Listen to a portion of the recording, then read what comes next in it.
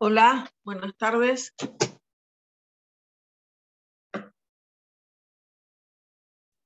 Hola, buenas tardes. Hola, Bueno, doctora, ¿cómo le va? ¿cómo vamos? ¿Cómo anduvieron? Bueno, vamos a dar la clase de hoy. El miércoles que tendrían que tener conmigo va a estar la doctora Rotonda dándole a todas las comisiones. Una clase linda de aceptación de la herencia. Bueno, nosotros tenemos que ir a la revocación de los testamentos, pero no sé si ustedes ya vieron testamento. ¿Ya estuvieron viendo testamento?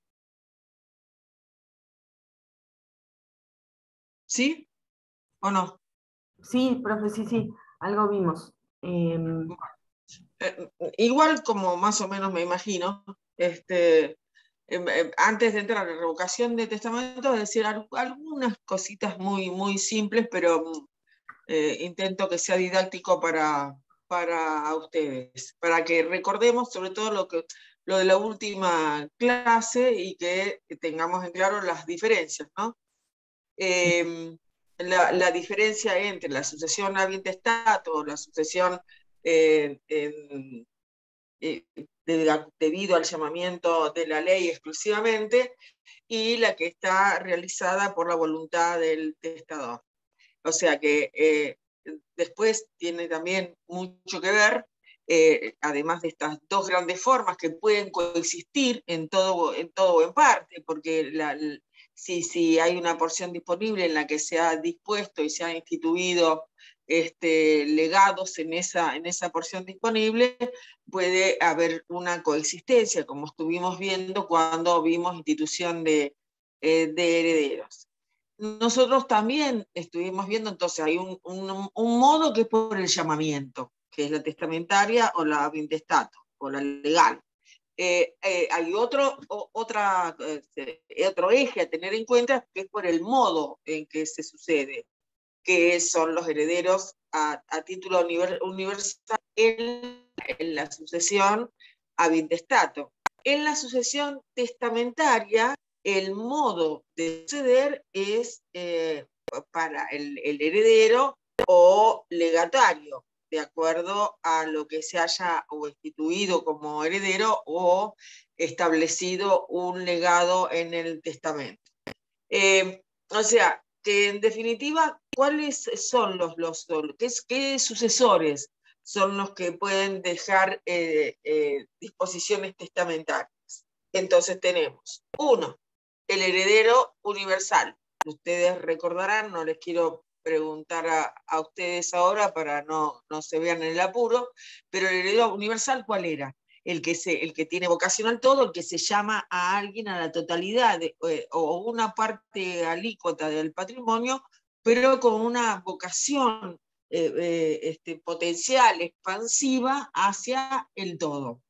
Después teníamos, recordarán, el heredero de cuota, que era el que se le asigna una cuota fija, que estaba toda esta discusión del derecho de acrecer cuando se le establece a una cuota fija y hay otro heredero que no quiere, no puede, de tomar la cuota parte que le hubiera podido corresponder por la designación que hubiera hecho el testador.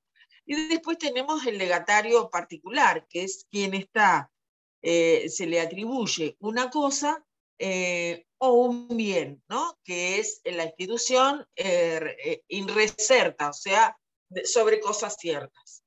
Si nosotros tuviéramos el siguiente caso, la tenemos a María, que es soltera, y María soltera otorga un testamento por acto público el 15 de agosto del 2015 y en él constan las siguientes mandas. Primero, en una de las cláusulas del instrumento, María dispone: es mi voluntad dejar mi casa a favor de mi sobrino Pedrito González. Recuerden la clase anterior. ¿Qué tipo de disposición hizo María en esta cláusula de su testamento? ¿Qué les parece? Primero que nada, ¿qué tenemos que ver? Primero que nada, tenemos que ver cuál es la ley aplicable. Y María testó el 15 de agosto del 2015, por lo tanto, le es aplicable el nuevo Código Civil y Comercial de la Nación. La primera manda que hace María es que es su voluntad dejar su casa a favor de un sobrino. ¿Cómo se llamaba esto? ¿Qué implica esto de acuerdo a lo que recién dije? No leyeron nada todavía, no les quedó nada de la clase anterior. Está instituyendo a un heredero, ¿no? Está haciendo una institución a un heredero donde le hace un legado por cosa cierta, o sea, le deja su casa a su sobrino, que por otra parte es un heredero colateral, ¿no? Porque ella estaba soltera, o sea que no tiene descendientes, este heredero no va a afectar para nada, no hay discusión respecto de la legítima. Y en otra cláusula del testamento dispone que también es mi voluntad, dice María, que el resto de todos mis bienes, conformado de otras propiedades y de dinero, en una cuenta en dólares, quede exclusivamente para mi sobrino Pedrito González y para mi hermana Elsa. ¿Podría haber alguna discusión de Elsa respecto de esta cláusula testamentaria, de esta disposición hecha por María? ¿Qué tipo de disposición es la que hizo María en esta segunda cláusula? Dice, dejo el resto de todos mis bienes conformado de otras propiedades y de dineros en una cuenta en dólares que quede exclusivamente para mi sobrino Pedrito y a mi hermana Elsa.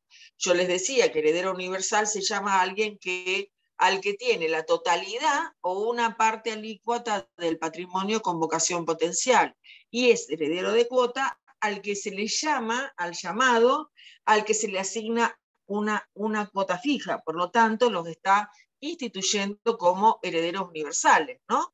Les está dejando todo su patrimonio, todo el patrimonio restante, que no fuera el de la casa, que se la deja a su sobrino Pedrito, mediante un legado de cosas ciertas, y los instituye como herederos por el resto de todos sus bienes. Acá no hay porción disponible, no hay legítima, y entonces no hay conflicto entre los herederos. El 24 de marzo del 2016, el testamento se hizo en el 2015.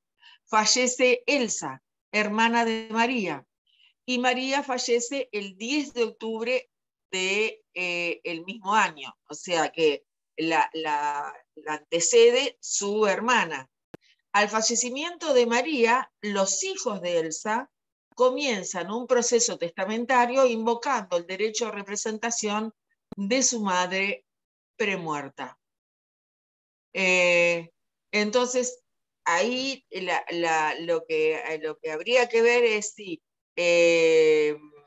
si hay una afectación de algún modo por el derecho de representación a los hijos de Elsa, pero no nos olvidemos que acá estamos hablando de colaterales, y los colaterales no están amparados por la legítima. Entonces, si bien la orden también se rige por los mismos principios sucesorios que tiene la sucesión, que es que el grado más cercano excluye al más lejano, y que la representación alcanza hasta el segundo grado de consanguineidad, o sea, hay representación de los hijos de los hermanos. Sin embargo, habiendo instituido herederos María, no tendrían en principio un derecho sucesorio, pues quedan no tienen amparo de una porción legítima, como si lo hubiera sido en el caso de que fueran descendientes. ¿Tenemos más o menos en claro estos? Sí. ¿Sí o no? Sí, profe. Ahí, más Bien. o menos, profe. A ver, ¿por qué no? Volvemos. Porque, bueno, es un caso medio científico, estaría para anotarlo, como para poder ir desglosando todo lo que hay que tener en cuenta. O sea, usted tomó en cuenta varias cosas, la ley aplicable. Y sí, porque si no hubiera Claro, sido la ley aplicable, si hubiera sido anterior al 2015, que es la aplicación del Código Derogado, ¿no? Porque es la ley que rige el momento de hacer el testamento. No es que claro, todo sí. ab initio. Entonces, acá es un testamento que se realizó el 15 de agosto, justo cuando comienza la implementación de la ley del nuevo Código Civil y Comercial. Pero lo más importante que tiene este ejemplo es poder identificar qué clase de disposiciones hizo a través de la voluntad. Cuando dice, le dejo mi casa a favor de un sobrino, ¿qué está haciendo con eso? ¿Está haciendo un legado? ¿Está instituyendo un heredero de cuota? ¿Lo está Claro, instituyendo como ahí heredero? yo Sí. entiendo que es un heredero de cuota, ¿no, profe? No un legado. O el legado es con cargo, ¿verdad? No, no siempre, no. No siempre. No siempre, no. No tiene un Ah, bien. cargo siempre legado. No. Yo le lego una casa nada más, un bien particular, un auto, una moto, un bien. Y no necesariamente tiene que ser con cargo. Pero podría ser un heredero de cuota también, porque le También deja podría un ser. bien, porque le deja un bien particular, claro. También podría ser un heredero de cuota. La diferencia es que el heredero de cuota, por eso se llama así, se le asigna una cuota, no un bien. Tiene una cuota fija que puede estar constituida por distintos bienes adentro de esa cuota, pero es una cuota sobre todo el patrimonio que tiene. Y el Ah, legatario, perfecto. ¿comprendés? Y el legatario particular, por eso para mí es un legado, es la atribución de una cosa o de un bien. Específicamente, yo te dejo esta casa, yo te dejo esta moto, eso es un legado. Yo no te dejo una parte, una cuota, que bueno, ahí se juega todo el derecho a crecer, si después tenés derecho a crecer o no, que antes sí lo tenía con toda claridad, y después la reforma vino a decir que no, pero que hay muchos signos de pregunta porque sí crecería ante la renuncia de otro heredero. Ingresa esa cuota, pero es una cuota, no es específicamente un bien particular. ¿Se comprende ahora mejor Sí, o ahí no? mucho mejor, mucho mejor. O sea que en Bien, este caso, sin duda, sería un legado más que un heredero de cuota. claro. Es un legado de cosa cierta. Le está dejando específicamente a su sobrino, le está dejando su casa. ¿Quién me decía el otro día que había hecho un testamento porque no tenía hijos? Ay, ¿quién me contaba que ya le había dejado? Ah, una persona, yo creo que les comenté en la clase anterior, una persona que trabaja conmigo, que le hizo un legado para la hija de una amiga en relación a su casa. Y para el resto de lo que tuviera, instituyó una heredera, porque no tiene herederos legitimarios. Entonces, bueno, podía instituir por el resto a un heredero, que es un poco este ejemplo, con la diferencia que esta es la orden de los colaterales entre sí. Pero como no tienen legítima, se puede mejorar a uno y otorgar después una cuota y a su vez hacerle un legado de cosa cierta, que es el caso, ¿no? porque después dice que el resto de todos mis bienes, una vez que la casa ya está entregada, ya manifestó su voluntad respecto de la casa, dice que el resto de todos mis bienes conformados por otras propiedades y por dinero, en una cuenta en dólares, que queden exclusivamente para mi sobrino Pedrito y para mi hermana Elsa. O sea que ahí sí los instituye herederos universales respecto de todo el remanente que queda de su patrimonio. Respecto de Elsa, Elsa fallece con anterioridad a María, ¿no? Fallece Elsa antes que María. Y los hijos de Elsa se presentan por derecho de representación. Y entonces, si acá en vez de ser Elsa hubiera sido otra hermana y le hubiera dejado a Elsa y a Pedrito, esa otra hermana, que es lo que yo creí en un principio, no hubiera podido patalear por la herencia, porque tiene toda la facultad, al no haber legítima, de testar a favor de una sola hermana, por ejemplo. Porque no hay legítima en el medio, no hay nada que cuidar.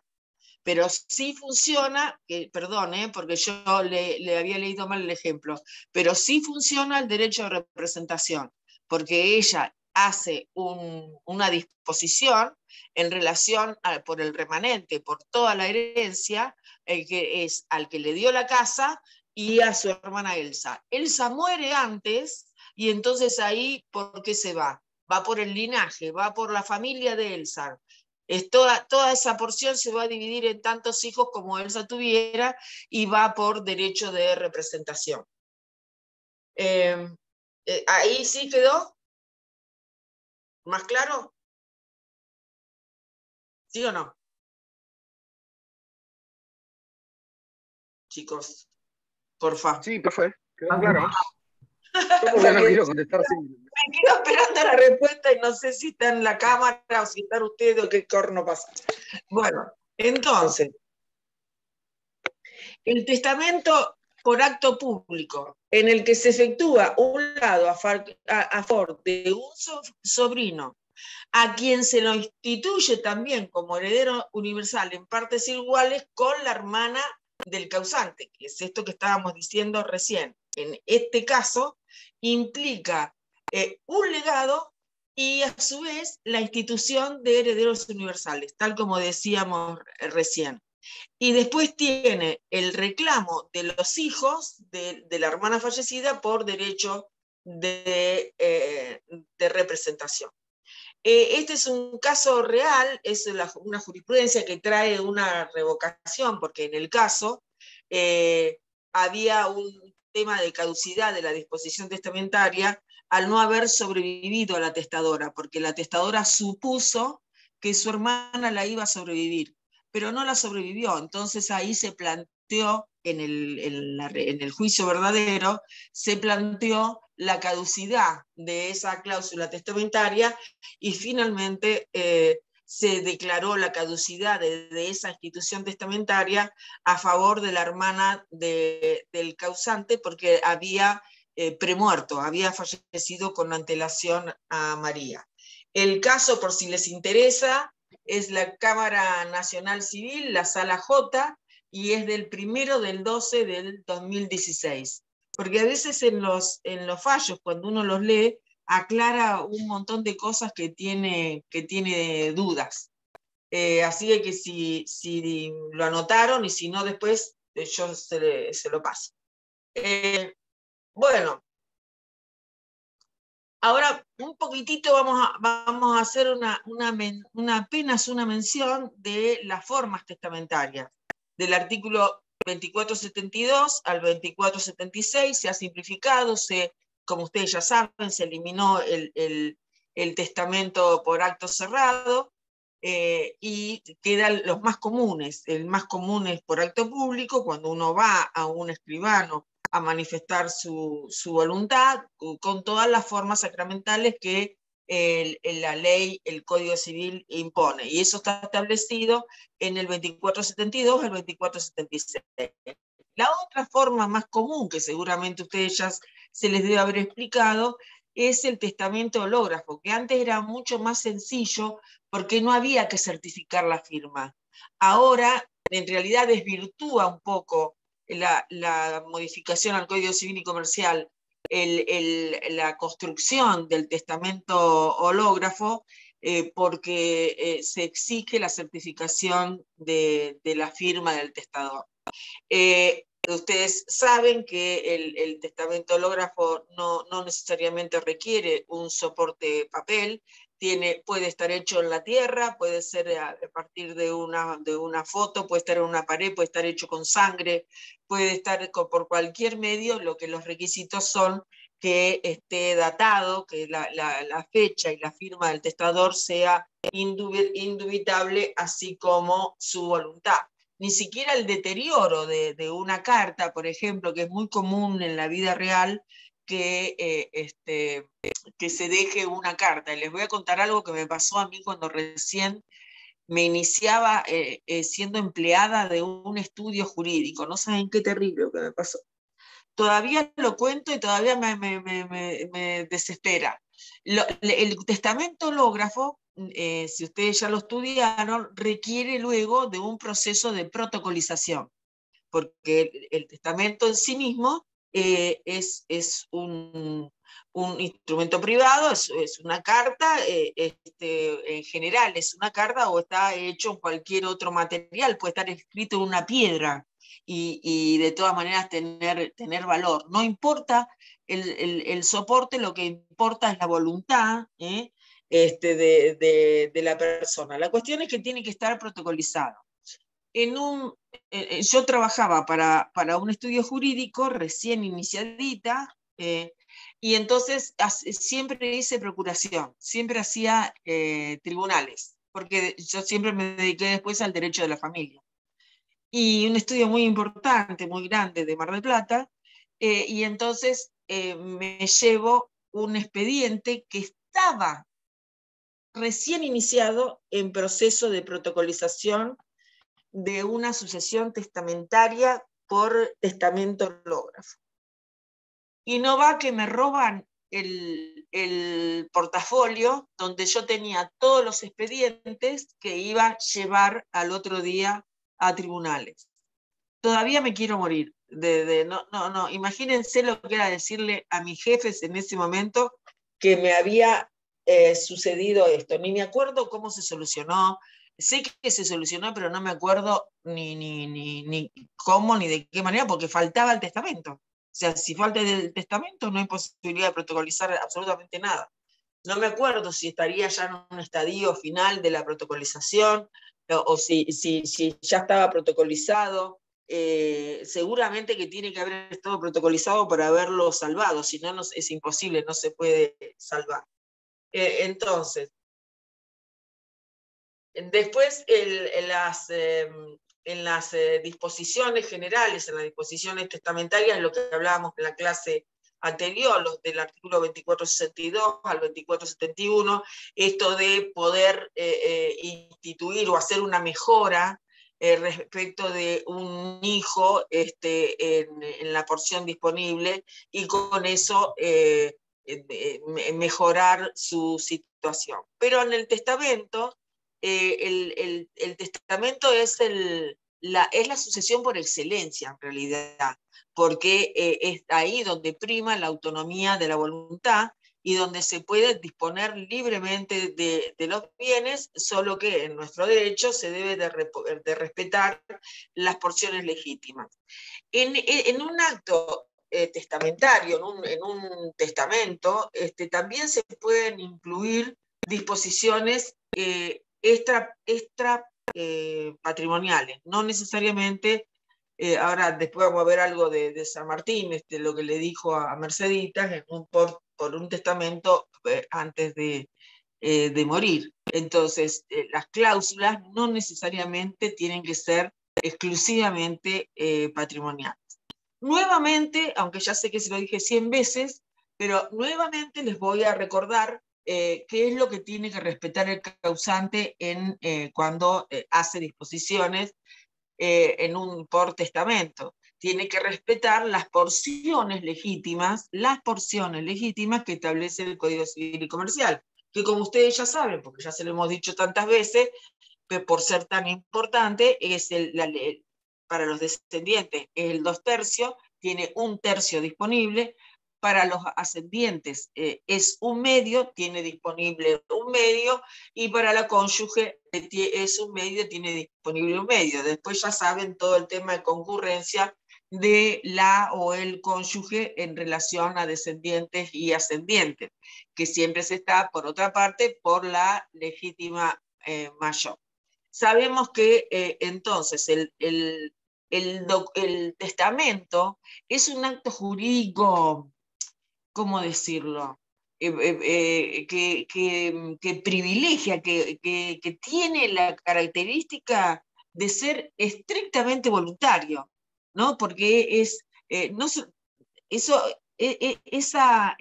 acto de última disposición de alguien tiene que estar garantizado en su transparencia, tiene que ser voluntario, lícito, tiene, por supuesto, que es personalísimo. Yo les decía en la clase anterior que antes se pedía la perfecta razón para atestar. Situación imposible porque nadie está en su perfecta razón. Pero lo que quería decir es que al momento de tener que testar, se tenía que hacer un testamento que sin ninguna duda se tuviera respecto de que esa era la decisión y la voluntad del testador. Recuerdo de un caso de una mujer que se le tenía que realizar un testamento o ya había testado ese, porque ahí no se puede impugnar, así que iba a realizar el acto.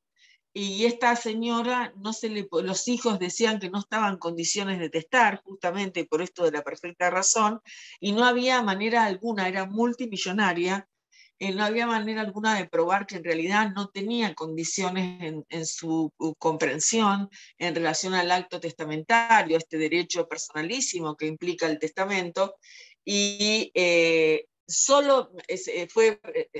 también una anécdota que les cuento, que solo se pudo probar el estado de su salud mental al final ya de la pericia que se le hacía, porque levantó las piernas y dijo que ahí cuando ella levantaba las piernas el mundo se movía. Casi Galileo Galilei, ¿no? Galileo Galilei fue el que dijo que como Simú, cómo se movía el mundo, la rotación y la traslación, ¿no? Bueno, ella lo decía al momento de levantar, que levantaba las piernas. Quiero decir con esto que si hay y había un acto, porque como el código protegía nada más que el patrimonio, un acto por el cual se cerraba esa protección al patrimonio, era justamente la transmisión de los bienes.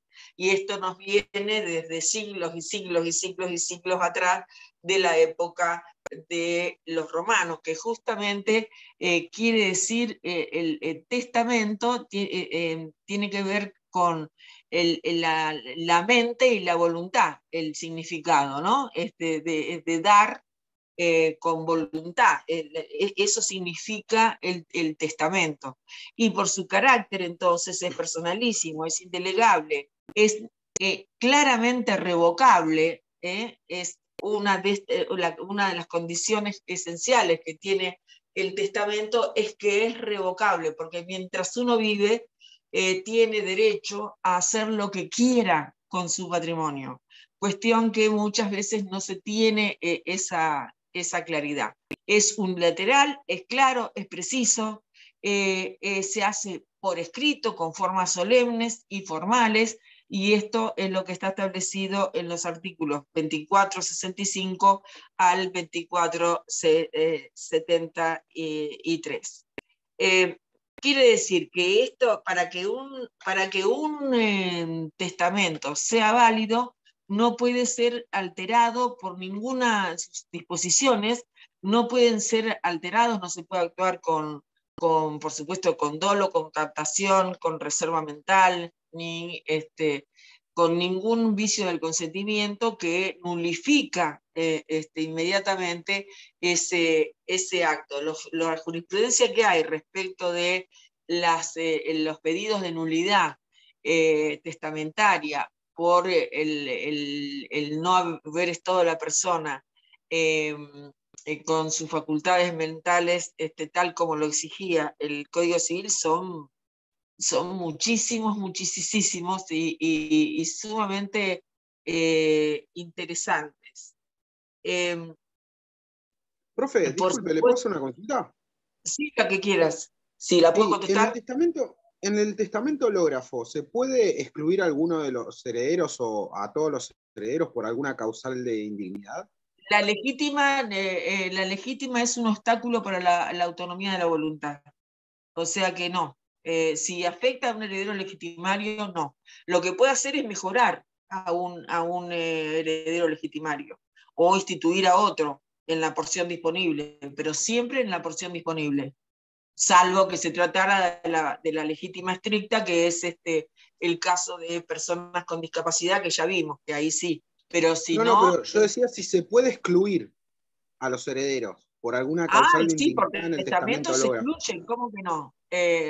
Lo que pasa, eso pasaba con la desheredación, que era netamente testamentaria, pero la desheredación desapareció, se derogó. Por lo tanto, puede dejar expreso, pero es muy interesante el planteo.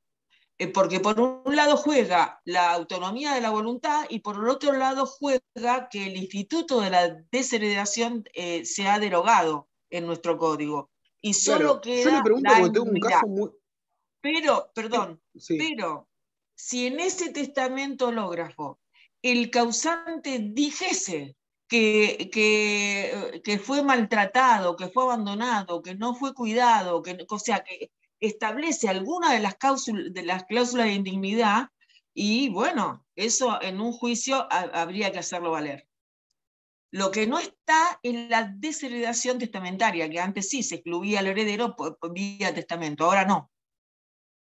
Pero si en esa carta, supongamos que deja una carta, hológrafo, la persona cuenta el maltrato que vivió durante todo el tiempo por quien va a ser su heredero, necesariamente tiene que prevalecer la autonomía de la voluntad. Eso es constitucional, absolutamente constitucional, y no podría un juez ir más allá.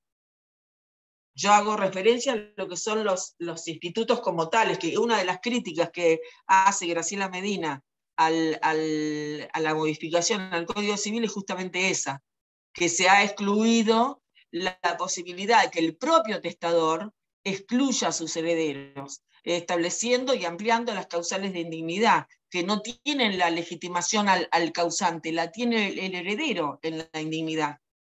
Pero si uno encuentra una carta y deja establecido que el propio causante fija las condiciones de una causal de indignidad, tiene que tener curso. No lo he visto yo, ¿eh? Y ahora si, por ejemplo, ese testamento hológrafo queda firmado por un escribano público, es como que ya adquiere una buena fe, o sea, una presunción de buena fe y una autenticidad. No, fíjate que no, porque es sobre la firma y no sobre el contenido. Es una certificación en la firma, no en el contenido, como son Entonces, todas las certificaciones de firma. esas causales de indignidad no serían prueba suficiente como para desheredarlo. Y sería una cuestión de prueba, sería una cuestión para pelearlo, porque lo que está probando ahí es que esos dichos que están en el hológrafo son propios del testador. Eso es lo que hace la certificación de firma. No hay duda alguna a partir de la pero certificación. Como que quedaría muy sujeto a lo que el juez decida, ¿no? O sea, que más allá del contenido de la firma, eso no quiere decir que se los pueda desheredar o se los pueda quitar del patrimonio. es un proceso, es una cuestión de prueba, porque el primer principio que hay que estar es a la voluntad del testador. Si el testador no tuvo otro mecanismo y otra posibilidad y otra defensa, y lo único que hizo fue dejar por escrito que quien lo estaba matando, suponete, era su heredero legítimo, o cualquier heredero, y ese heredero es quien debería de acceder a toda la herencia, bueno, ahí no hay duda de que necesariamente eso será una cuestión probatoria, pero que tiene que estarse a la voluntad del testador en ese sentido.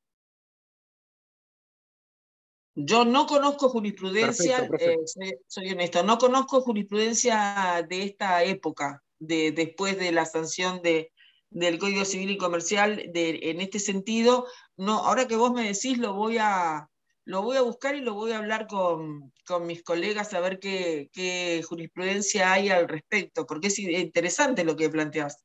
Pero el Sí, porque tengo criterio... justo un caso muy cercano que se está dando y bueno, está ocurriendo esto, que por ejemplo mi tía no quiere dejar a ninguno de los herederos, o sea, a los hijos, ni a los nietos, ni a ninguno, porque la está pasando re mal con ellos, pero sin embargo se van a quedar con todo lo que tienen cuando ella se muera, o sea, es ella medio tiene que raro. dejar, pero no, ella tiene que dejar de manera expresa, asentado, tiene algún proceso de violencia, por ejemplo, tiene algún proceso judicial donde dé cuenta de esto, de la situación que ella vive, o no. No tiene Pero pruebas, o sea, ella pero podría dejar vía testamento, pues ya sea por testamento abierto o por testamento hológrafo, la situación en la que vive y cuál es su deseo. Además de claro, poder disponer, y además de poder disponer de la porción disponible, ¿no? claro, sí, sí, sí, sí. Habría que ver qué es lo que ella quiere o activar más que nada en este momento para que todavía está con vida, para poder decir, bueno, cuando yo me vaya, que esto, o sea, que lo deje bien estructurado, bien escrito, bien Claro, identificado. ella podría dejar bien estructurado si hay alguna cláusula de exclusión hereditaria, ya no hablamos sino de exclusión hereditaria por estar enmarcado dentro de lo que son hoy la indignidad, ¿no? del heredero. Y eso, sí, ¿qué más expresión personal que la voluntad del testador? O sea, todo el proceso testamentario se tiene que regir por la voluntad del testador. Y es la expresión misma, o sea, es la autonomía de la voluntad y tiene que bastarse a sí mismo. Así que si ella deja un testamento en estas condiciones, va a ser sumamente interesante. Sería interesante que estableciera esto y que instituyera en el mismo acto, además dejara expreso quiénes serían sus herederos, su deseo. Y después, bueno, será una decisión judicial. Claro. Bueno, gracias, profe. Vamos a ver No, cómo de lo nada, resolvemos. Todo. sí. Digamos que, ¿por qué te digo esto? Porque la voluntad del testamento es indelegable, no se le puede dejar a nadie, solamente a ella, en este caso, a esta persona, es la que puede hacer una expresión de su voluntad que trascienda después de su muerte. Entonces, si eso se incurre en un acto antijurídico que está o dentro de las causales que están previstas para la indignidad, en realidad no se entiende, porque antes con la desheredación era absolutamente claro. El causante desheredaba vía vía testamento por la desheredación. Bueno, vamos a ver, porque ustedes ya vieron, y no quiero que se me pase lo de la revocación en sí misma, que es una vez que nosotros tenemos esta presentación, digamos, del testamento, que el testamento, como estamos diciendo, tiene que englobar todos los actos de última voluntad, todos. Y para que se tenga en cuenta que ese acto es la última voluntad del testador. Y por lo tanto, esa naturaleza es la que lo convierte en esencialmente revocable. Ante cualquier cosa, ¿a qué se tiene que estar? A la voluntad del testador. Y entonces, para que pueda cumplir con esa finalidad, es importantísimo que el testador haya perseverado en la manifestación de su voluntad hasta su muerte, es decir, mantenga su decisión hasta su muerte. Si la modificara, ya sea de manera expresa o de manera tácita, es ahí cuando se produce la revocación del testamento.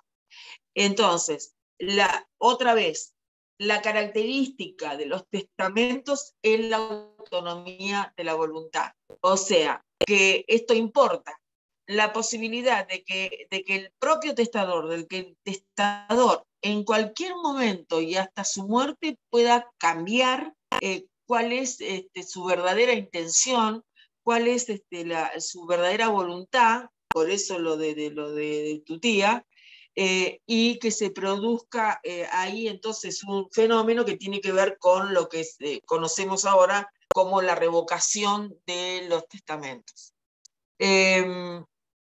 Bueno, el tema es esto, ¿cómo se revoca? O sea, si cualquier expresión es revocable y si esta preeminencia de la voluntad del testador que tiene que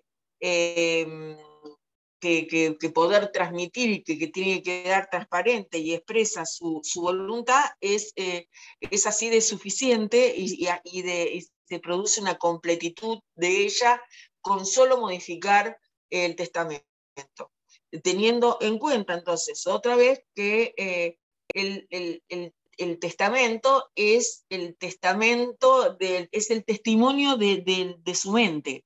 El testamento es el testimonio de su verdadera voluntad. Y es una manifestación de una voluntad que para certificar aún más se puede celebrar ante testigos y ante un escribano público que, como ustedes habrán estudiado, no incurra en ninguna de las inhabilidades que el propio código establece. Cuando tenemos una legítima, cualquier persona puede disponer de sus bienes por vía de testamento, pero como dijimos, tiene la obligación de respetar las legítimas, antes decía, salvo causal de desheredación. Bueno, en esto hoy también tendría que estar la implicancia de lo que significa ser un heredero indigno para el testador, si es que el testador toma conocimiento, tiene conocimiento antes de su muerte. Como les decía recién, no solamente puede testar y una vez testado puede revocar, cambiar en relación a uno o en relación a otra persona las cláusulas testamentarias, lo que tiene que estar es escrito, puede estar escrito de puño y letra del testador, como sucede en el testamento hológrafo, que es una exigencia que esté escrito de puño y letra del testador. Lo que les decía de José de San Martín, en esto de que no únicamente todo es patrimonial, sino que también hay disposiciones extrapatrimoniales, es que en el momento en que testó San Martín, estando en Boulogne-sur-Mer, en París, el 23 de enero de 1844, dejó instituido para su hija, dejó una disposición que, bueno, al estilo de San Martín, ¿no? Que decía: aunque es verdad que todos mis anhelos no han tenido otro objeto que el bien de mi hija amada, debo confesar que la honrada conducta de esta y el constante cariño y esmero que siempre me ha manifestado han recompensado con usura todos mis esmeros haciendo mi vejez feliz. Yo le ruego que continúe con el mismo cuidado y contracción la educación de sus hijas. Ahí está entonces la cláusula extra patrimonial, a las que abrazo con todo mi corazón, si es que a su vez quiere tener la misma feliz suerte que yo he tenido. Es preciosísimo, bueno, hay que ser San Martín, ¿no?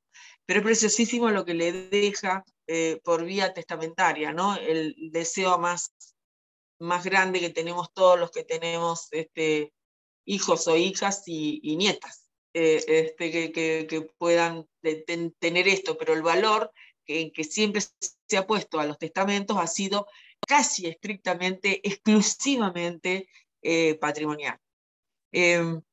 Volvemos otra vez al valor del testamento hológrafo. Yo soy medio fana del testamento hológrafo, me parece que es lo que hace a la accesibilidad de una persona, que puede hacer varios. Uno puede escribir, ¿qué pasaría si se escriben varias cartas y deja varias disposiciones? Y si eso se hace en distintas noches, yo me imagino que eso se tiene que hacer de noche, no de día. Y son distintos días. ¿Cuál se tomaría, no? ¿Cuál se tomaría como válido? Debería tomarse como válido, primero, la condición como decíamos hoy, que era una exigencia, que el testamento siempre repita lo mismo, y después el último en el tiempo, que es el que se entiende que el causante ha querido, por obra de su autonomía de la voluntad, que quedara expresa cuál era efectivamente su voluntad. O sea, que ese estaría revocando a los anteriores.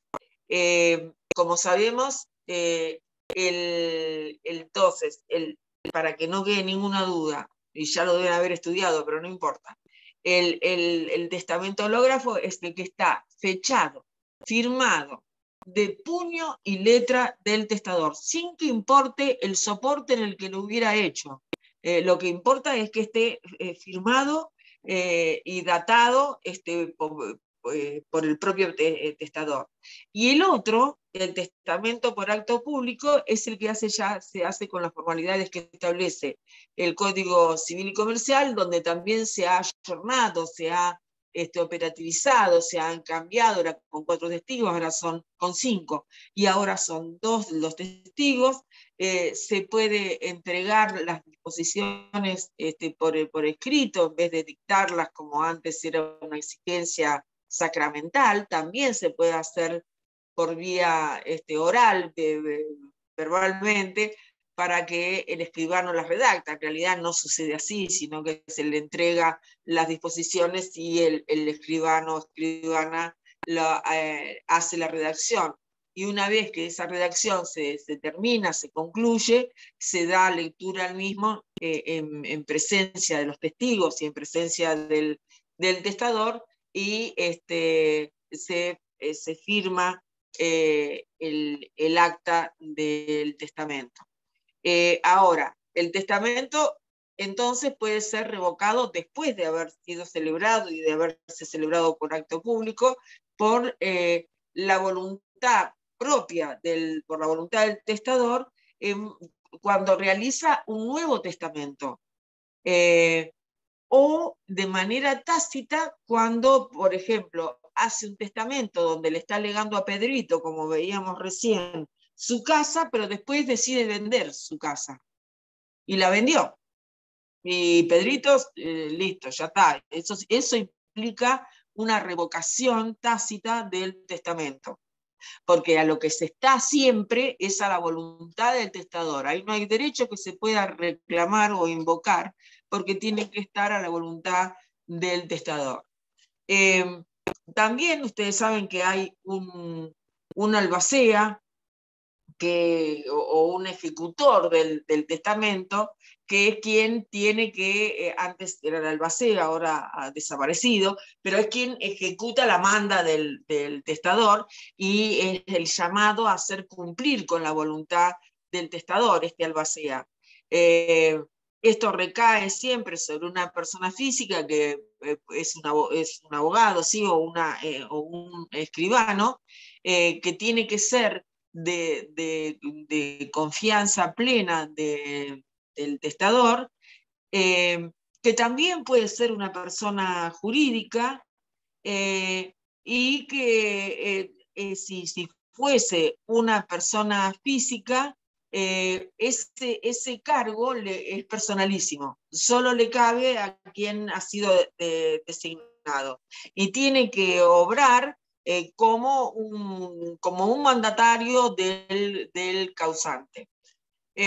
Entonces, ¿dónde encontramos todo esto? ¿Dónde está todo esto que es muy fácil para estudiar, que es muy fácil para recordar y para un examen, por ejemplo? En el artículo 2511 del Código Civil y Comercial, que donde establece esta calidad, esta cualidad que tiene el testamento de ser revocable a la voluntad del testador, y que no le confiere, que esta es una creencia que hay, y que no le va a conferir a los instituidos derecho alguno hasta la apertura de la sucesión. Artículo 2496. Es decir, hay que estar muerto para tener derecho. Mientras uno está vivo, hace lo que quiere con su dinero y con sus bienes. Por eso es que tantas imputaciones en materia de determinación de la capacidad jurídica existen para evitar situaciones futuras sucesorias. Esta policía de intentar afectar la lucidez de las personas para el dictado, frente al dictado del testamento, a los fines de invalidar esa autonomía de la voluntad, esa forma de testar. Entonces, la revocación es un acto personalísimo, como lo es el testamento en sí mismo. Siempre expresa la ultimísima voluntad del testador. Y cualquier renuncia a revocar el testamento o a restringir el testamento no va a tener ningún efecto. Entonces, vuelvo otra vez para que nos acordemos. 2511, la revocabilidad está puesta ahí, en ese artículo, y establece que no le confiere a ningún instituido ningún derecho hasta la apertura de la sucesión. ¿Y cuándo es la apertura de la sucesión? En el momento de la muerte. ¿Recuerdan? Apertura, transmisión, posesión, se hace todo en un mismo acto. La apertura de la sucesión, la transmisión, se hace en el mismo momento de la muerte. Y es por eso que cuando uno comienza un proceso sucesorio, tiene que acudir al registro de actos de última voluntad para ver cuáles fueron los actos dispositivos testamentarios que pudo haber realizado el causante en vida. La otra característica que dijimos recién es que la facultad de revocar o de modificar las disposiciones es irrenunciable e irrestringible. Nadie se puede meter, se puede meter en eso. ¿Por qué? Porque el testamento es un instrumento vivo. ¿Por qué es vivo? Porque responde al ímpetu, a las ganas, a las circunstancias del testador en el momento mismo en que decide testar y en el momento en que instituye, lega, o sea, realiza todas las liberalidades que puede hacer dentro de un testamento. Y como las personas somos cambiantes y nos pasan cosas como puede ser que alguien que era de nuestra confianza deja de serlo, o sufre el abandono, o es un grave problema frente a eso son las personas que son depositadas en hogares, en geriátricos, y que no tienen la disponibilidad de sus bienes, y que por eso en países como Canadá o ahora en la región en Colombia, también en Perú, tienen nosotros también no tenemos un gran ejercicio de eso, es tener las directivas anticipadas. Esas directivas anticipadas para que en el caso de que esto suceda, no se pueda endilgar a la persona el estado de su salud mental, invalidando entonces los actos de disposición que pudiera ser previendo el momento de su muerte. De todas maneras, como un sistema de protección a ese poder de disposición y que donde prevalece la autonomía de la voluntad, es que se impone la revocabilidad del testamento como un requisito que es intrínseco de la persona. Acá puse otro ejemplo que dice, mi suegra, dice, falleció el 27 del 10 del 2015, plena vigencia del Código Civil y Comercial de la Nación.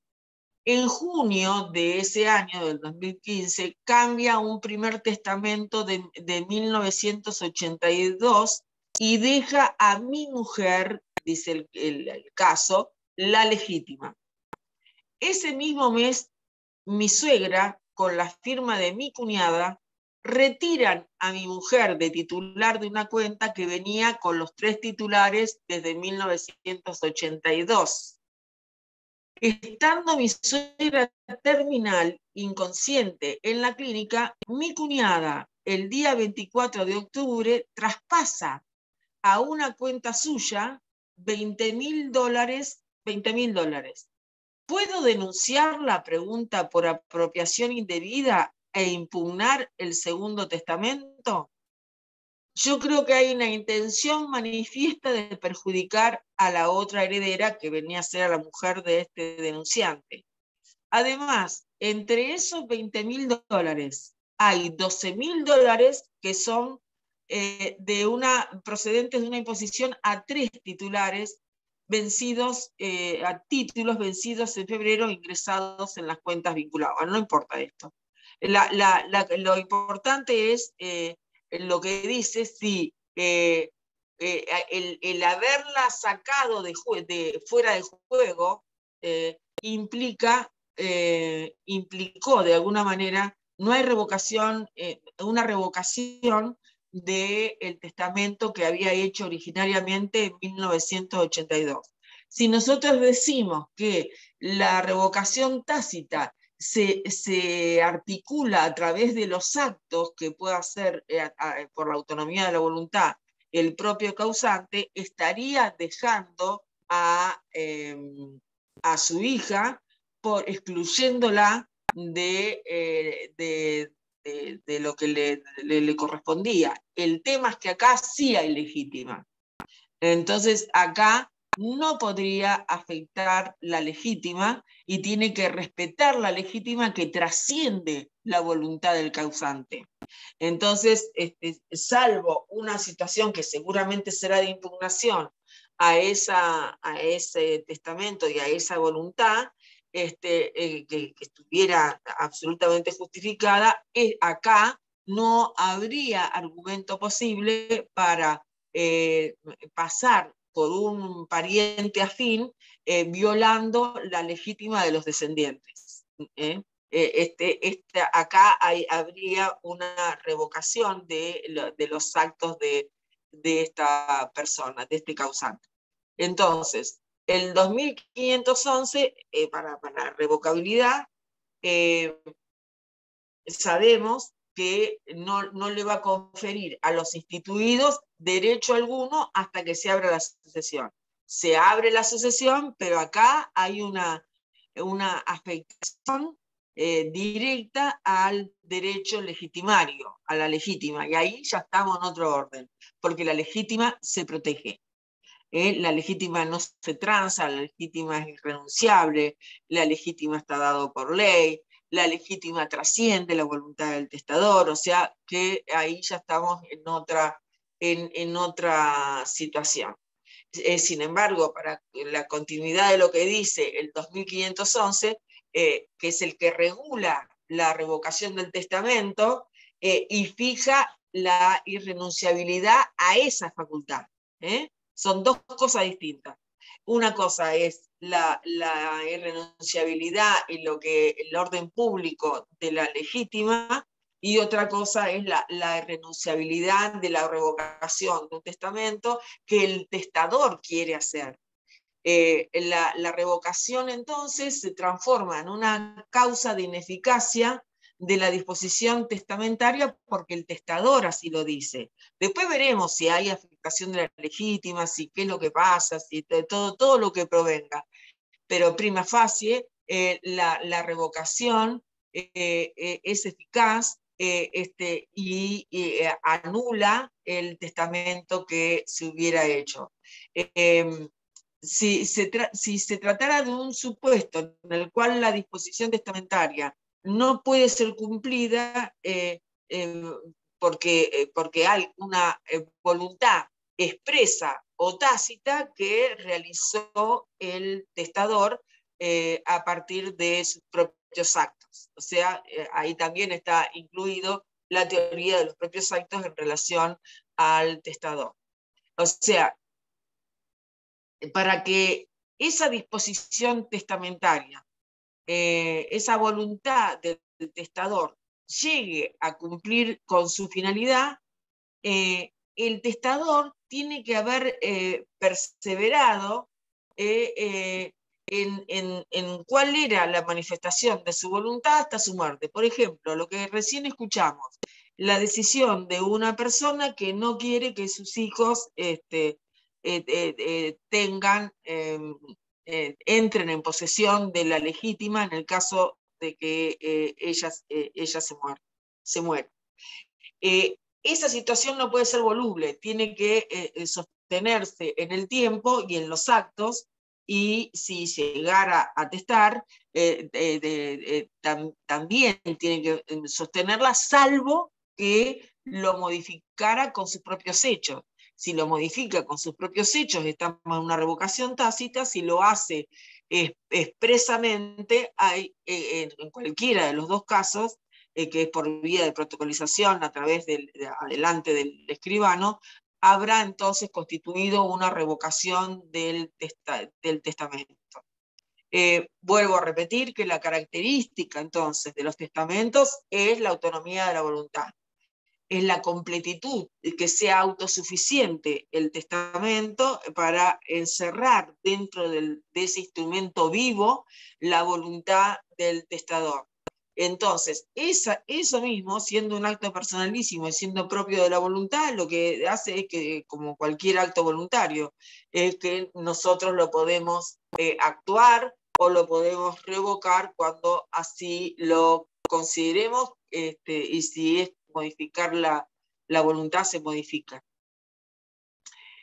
Bueno, el artículo 25.12 lo que hace es reglamentar lo que es la revocación expresa frente a las formalidades que tienen los testamentos, ¿no? Que se haga con esas formalidades propias frente a un notario, y que sea una disposición expresa en un nuevo testamento que requiere que ese causante hubiera cancelado con un testamento posterior o deje expresamente sin efecto el testamento anterior. Y ahí hay que ir al Código Civil y respetar las formalidades que se exigen para la realización testamentaria. Entonces tenemos que volver a lo que decíamos hoy, que está establecido en el 2472, cómo se hacen los testamentos, ¿no? De la misma manera se revoca. Es un nuevo testamento que revoca el anterior, o que cancela el anterior testamento. En el artículo 2513, si uno hace un testamento posterior, el testamento posterior, esa es la regla, revoca al anterior, si es que no tiene una confirmación expresa de lo que dice el otro. O sea, salvo que en el Segundo Testamento diga que es voluntad del testador mantener todas las cláusulas del primero, ya sea parcial o totalmente, y que solo le agrega otras cláusulas testamentarias.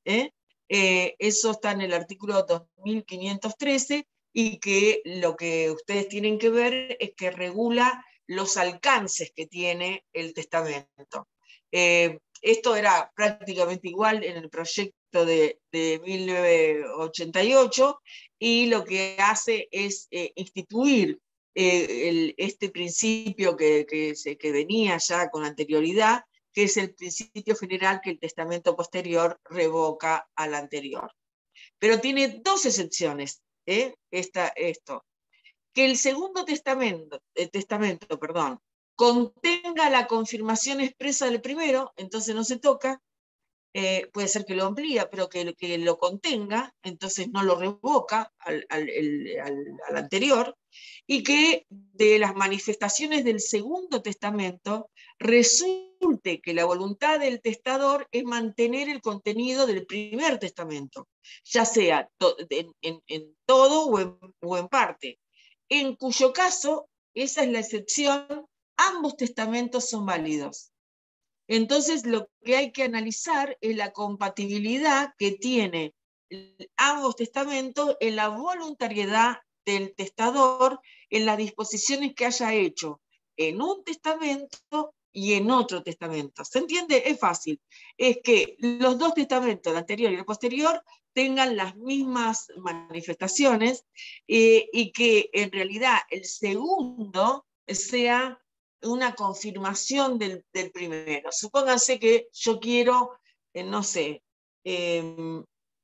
hacer una disposición en relación a un bien, pero en el mismo testamento, en el segundo, o sea, yo estoy ampliando el anterior, pero no lo estoy revocando, porque en el Segundo Testamento estoy aclarando que ratifico en todo y en parte lo que había atestado en el testamento anterior, solo que pongo una cláusula, ya sea de administración o de algo que no estuviese en el testamento anterior, y donde se puede surgir plenamente con el simple análisis la compatibilidad de ambos testamentos, y entonces es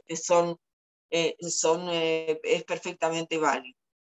Ahora, ¿qué pasa si hay incompatibilidad material? ¿Y qué es la incompatibilidad material? Y la incompatibilidad material se da en la imposibilidad de una ejecución que fuera simultánea de las disposiciones contenidas en los dos testamentos, que fuera contradictorio, que yo digo que se rente el campo que tengo en 5 cerros, y al mismo tiempo digo que establezco cláusulas de disposición de cómo operar y de cómo tratar el ganado que está ahí, y a quién le pertenece y cómo lo tiene que administrar en el próximo tiempo. Digamos, cuando hay dos cosas que entre sí se contradicen, yo le estoy dejando los animales a alguno y por otro lado estoy disponiendo que, no sé, que se mantengan en división y que se rente ese campo. Y entonces ahí hay una incompatibilidad absoluta. Ahí habría una incompatibilidad material en relación al testamento. La incompatibilidad puede ser también intencional, es decir, que comprenda la interpretación que el testador le quiso hacer a sus liberalidades. O sea, si se puede interpretar que todos los instrumentos que se establecen no contradicen la voluntad del testador, o sea, que todas las disposiciones en ese caso continúan siendo válidas porque respetan la voluntad del testador. Pero si hubiera duda en respecto de una sola, de las disposiciones testamentarias, esa tiene que ser examinada dentro de lo que es la revocación. Hay otro tipo de revocación también, que es la revocación por matrimonio. Es la que establece el 2514, la revocación por matrimonio. Y es que si el testador contrae matrimonio, está revocando el testamento anteriormente otorgado. ¿Por qué? Porque si se casa, va a tener otros efectos jurídicos, otra situación totalmente diferenciada, y entonces, salvo que el testador instituya como heredera a la cónyuge o al cónyuge, o que de las propias disposiciones resulte su voluntad de mantenerlas después de celebrado el matrimonio. Es decir, que esas mismas cláusulas sean repetidas después del matrimonio, y se arreglará con la legítima conyugal, ¿no? Que sabemos que es por el medio. A ver, con esto hay una presunción legal mediante toda persona que tenga una habilidad nupcial, en el momento en que contrae matrimonio, el solo matrimonio revoca las cláusulas testamentarias que hubiera hecho en el testamento que habría realizado antes del matrimonio. ¿Y por qué? ¿Por qué pasa esto? Porque al contraer nupcias implica que va a tener nuevos afectos, otro vínculo que puede tener con un heredero forzoso, que es la propia cónyuge o el propio cónyuge, y entonces de esta manera la ley ha querido dar solución a una situación nueva.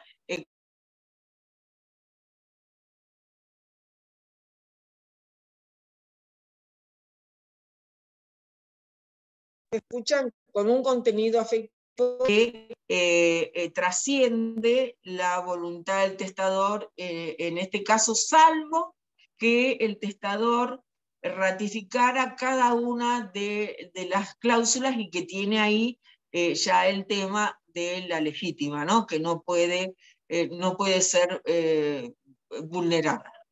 En relación a los convivientes, sabemos que los convivientes no revisten esta entidad de matrimonial, ni de heredero hereditario, ni tiene legítima, no tiene absolutamente nada en relación al sucesorio. Podría el causante disponer en su porción disponible, que eso es otra cosa, pero frente a lo que implica la norma en relación a la revocación de un testamento anterior, no es el caso del conviviente. Ahora sí, la excepcionalidad se daría cuando el testador instituye como heredero a su propio cónyuge, o cuando de las disposiciones resulta mantener esas disposiciones aún celebrado el matrimonio. Bueno, para ir terminando ya, después tenemos el artículo 2515, o sea, el 2515. Tenemos la revocación entonces por matrimonio, tenemos la revocación la regla de oro, que es el testamento posterior, revoca la anterior. Tenemos las excepcionalidades que suceden en esa revocación. Tenemos la revocación particular por matrimonio, y tenemos que hubiera una cancelación o una destrucción en el testamento hológrafo. ¿Y qué hacemos ahí?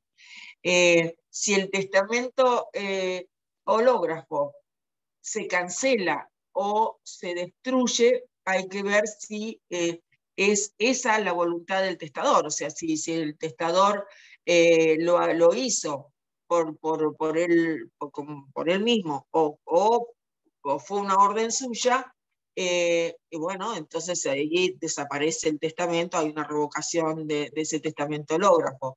Si existieran varios ejemplares del testamento, queda revocado por la cancelación o la destrucción de todos los originales. Ahora, si prevalece un original, ese original tiene que estar a la voluntad del testador. Digamos, tiene que haber una cancelación y una destrucción efectiva, y que esa destrucción no haya sido a través de vicios del consentimiento que hubiera sufrido el testador. O sea, si alguien le encuentra que tiene una disposición hecha en algún instrumento privado ahí en su casa y actúa con dolo o con violencia sobre la persona del testador, o le hace escribir, y le hace escribir una revocación. Bueno, por supuesto, en ese caso la revocación se produce y además hay una nulidad, ¿no?, de ese testamento. Si el testamento entonces se encuentra total o parcialmente destruido o cancelado en la casa misma del testador, se presume que esa destrucción la hizo el testador, mientras no haya prueba en contrario. Es medio cuestionable esto, ¿no? Por esto que les acababa de decir, porque puede ser que haya sufrido alguna alteración, alguna violación, alguna situación de violencia que le hizo cambiar el testamento. De todas maneras, esto es lo que dice el código y será materia de prueba lo restante. Las alteraciones casuales o provenientes que hubieran hecho un extraño no tiene que afectar la eficacia del testamento, si es que en ese testamento ha quedado a salvo, se puede identificar la voluntad del testador. Esto, entonces, rebobinando, el 2515 reglamenta todo lo relativo a la cancelación o destrucción de un testamento hológrafo. Estudienlo bien, sépanlo, que tengan en cuenta que siempre se tiene que estar al hacer y a la voluntad del testador. Entonces el principio general es que todo acto de destrucción o cancelación de un testamento hológrafo es una exteriorización de la voluntad del propio testador y por lo tanto una revocación tácita. Y si no, será materia de prueba en un juicio, pero el principio es que se tiene que estar el accionar del propio testador, y sobre todo si eso fue encontrado en su domicilio. La otra cosa, ya estamos terminando, quédense tranquilos, cuando lo que dijimos, cuando hay varios ejemplares de un testamento hológrafo, va a quedar revocado por la cancelación o la destrucción de todos los originales. Si prevalece uno, ese uno va a tener valor. Bueno, creo que no nos queda...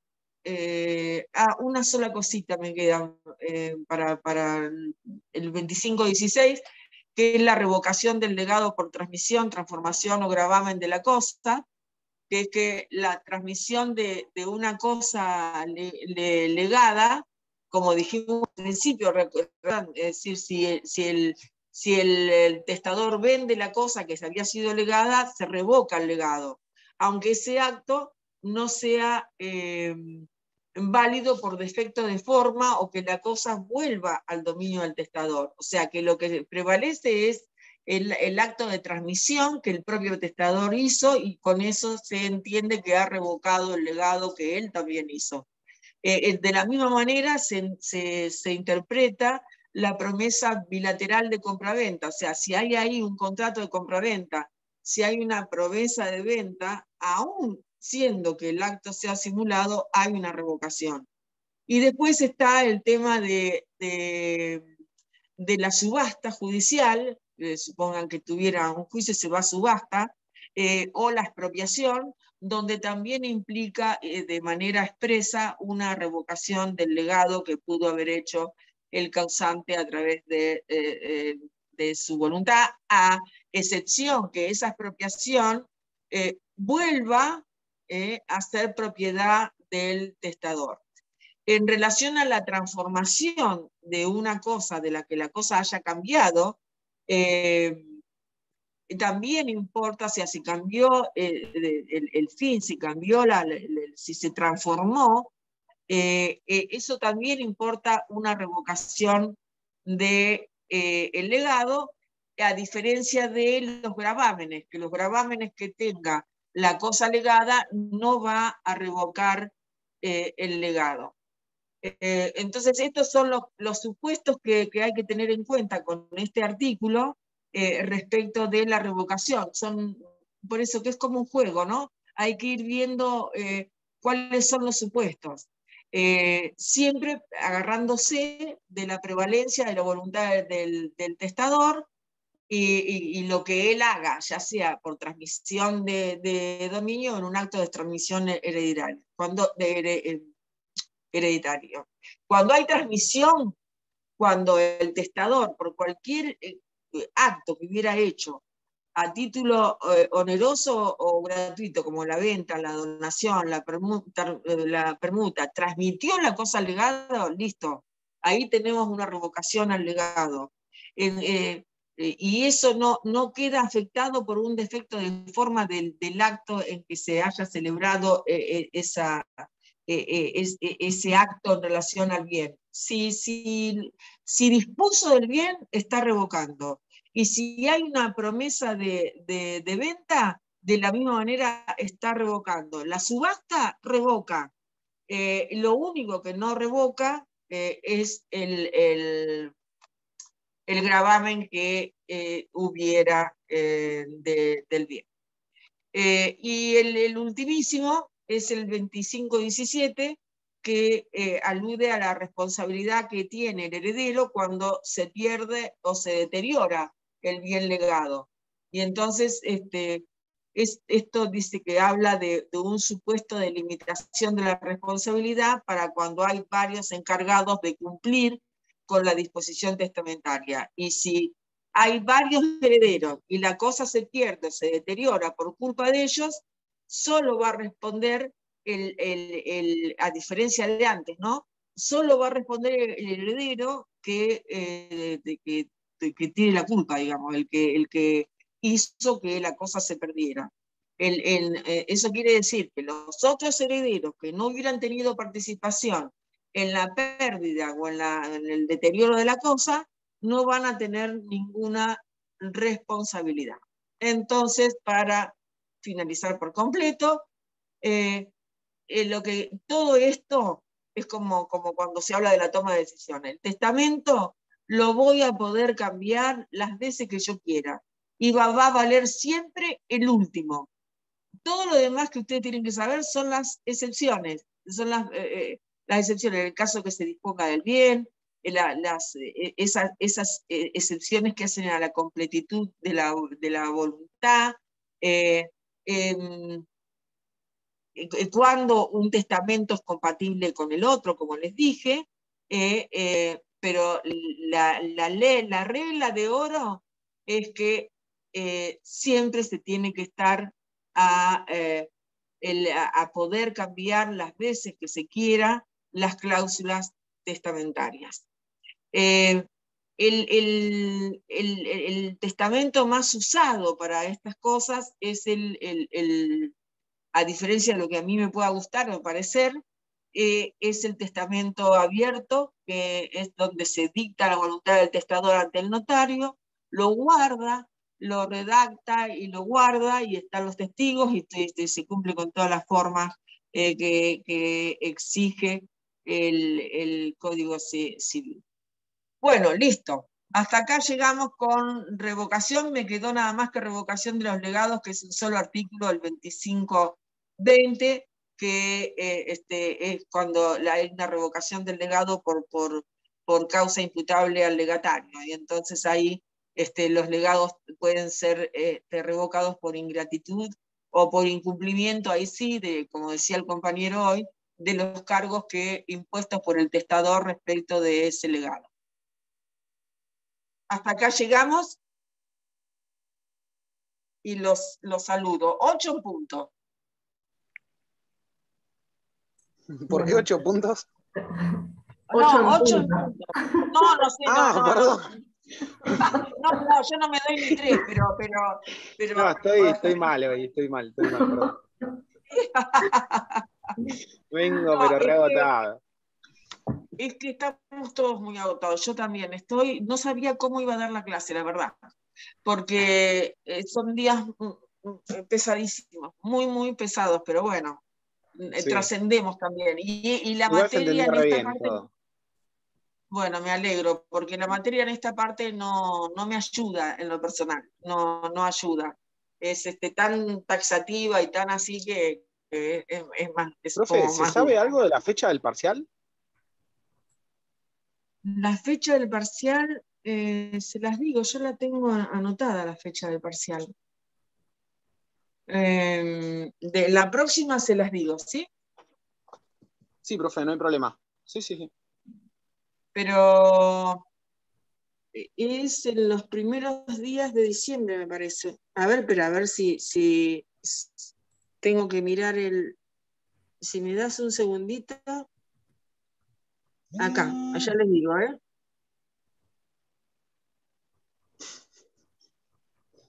Esperemos que no haya variaciones, porque yo me voy. Así que...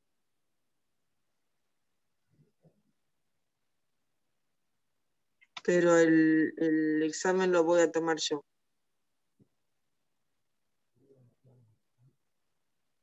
Y tienen que aprobar los 4 o 5 que son, ahí nomás, de una.